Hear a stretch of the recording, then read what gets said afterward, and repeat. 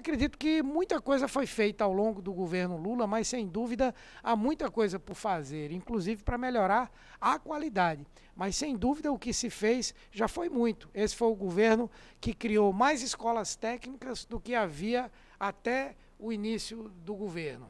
Esse foi o governo que criou mais universidades públicas do que qualquer outro na história do Brasil, que interiorizou o ensino universitário, e aí já pesa na evasão. Quer dizer, o estudante de Petrolina que tinha que vir morar em Recife e garantir, além de ter a escola para estudar, garantir ter uma casa de estudante, ter um recurso para se manter, ele já pode estudar lá em Petrolina, numa universidade pública. Isso faz uma diferença muito grande. Mas ainda assim o índice de evasão aumentou. Por quê?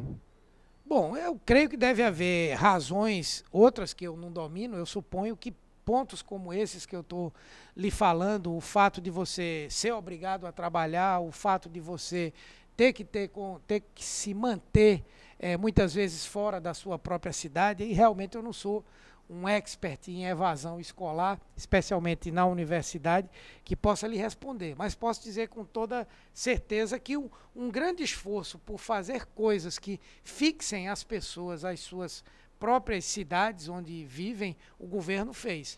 É possível que se precise aprimorar mais coisas, né? Felipe Resque, boa noite. Boa noite a todos. Candidato, segundo a Transparência Brasil, cada deputado federal no país custou em 2008 11,8 milhões de reais. O Brasil tem dos parlamentares mais caros do mundo. Num país com tantos problemas sociais que, por exemplo, a nível de desigualdade, só ganha para Serra Leoa. O que é que o senhor acha dessa situação e por que não são tomadas muitas medidas em sentido de mudar essa realidade?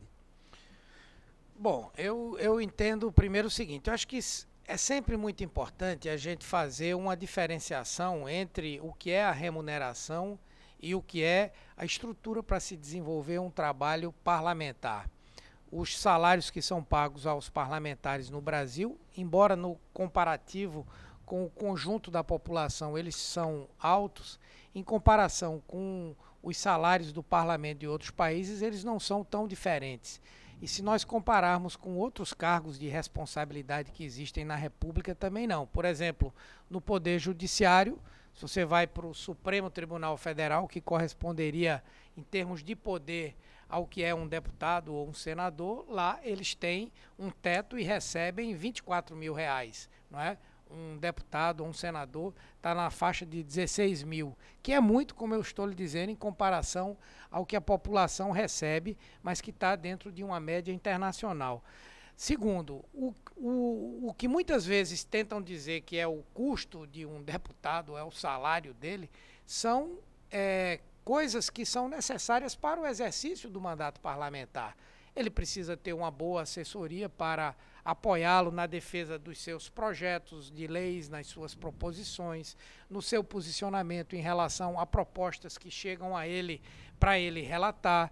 Ele precisa, é tão comum a gente chega na eleição, o pessoal diz, lá vem a turma da Copa do Mundo, só aparece de 4 em 4 anos. Mas o parlamentar que quer estar presente no seu estado, na sua base, ele tem que ter uma estrutura para se locomover, para realizar reuniões, para poder se hospedar nos lugares. Tudo isso tem um custo. Precisa se corresponder com a comunidade, ter cotas de correio. Eu sou defensor, sem nenhuma hipocrisia, de que as condições de trabalho elas devam ser dadas. E não é isso que encarece o poder legislativo. O que é que encarece o poder legislativo? O Senado brasileiro, por exemplo, ele tem um custo elevadíssimo, são alguns bilhões de reais. Mas o que é que são?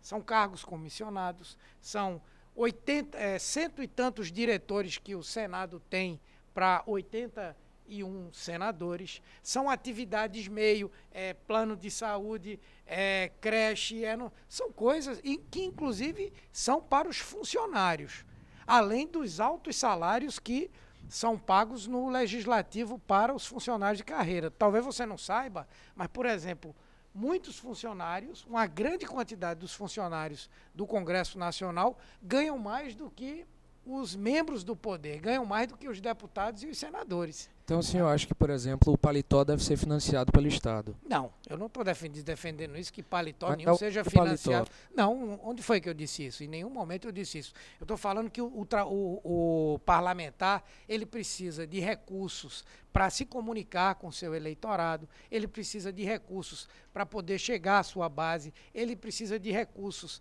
para contratar uma assessoria que lhe permita apresentar projetos, discutir projetos. Isso é função fim do parlamento. O que eu sou contra é que você tenha plano de saúde para deputado, para senador, mas dinheiro para ele poder trabalhar e exercer o seu mandato à medida em que a população deseja que ele o faça, ele tem que fazer.